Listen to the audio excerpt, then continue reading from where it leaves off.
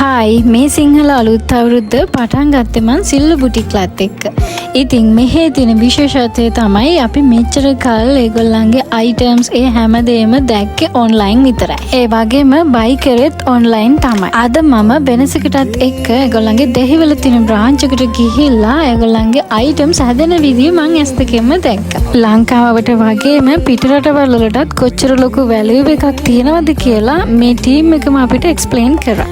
ඒ වගේම තමයි ඒගොල්ලෝ ලස්සන අවුරුදු කැවිලි මේසයකුත් හදලා තිබුණා. ඒත් එක්කම මම ඒගොල්ලන්ගේ ගිව් අවේ විනර් කෙනෙක් නිසා අපි හැමෝටම අවුරුදු උත්සවයකුත් ඕගනයිස් කරලා තිබුණා. ගෑනු ළමයි අපි හැමෝම ආසයිනේ ජුවලරිස් වලට. මම නම් පර්සනලි ගොඩක් ආසයි සිල්වර් ජුවලරිස් වලට. ඉතින් ඕගොල්ලන්ගේත් ළඟම වෙඩින් එකක් කරනවා නැත්නම් ස්පෙෂල් ඩේට් එකකට යන්න බලනවා නම් මේ වගේ ජුවලරිස් ඕගොල්ලන්ට කැමති විදිහකට කස්ටමයිස් කරගන්න පුළුවන්. හරි අපි යමු දැන් අවුරුදු උත්සවයේ පැත්තට. අලියට ඈ තියන්න, කණාමුට්ටි බිඳින්න, කිරි කන්න ඔය වගේ ඉවෙන්ට්ස් කිහිපයක්ම ඕගනයිස් කරලා තිබුණා. මෙදා පාර අවුරුදු සෙලිබ්‍රේට් කරන්න මාව තරගත්තට thank you සිල්වර් බෙටි.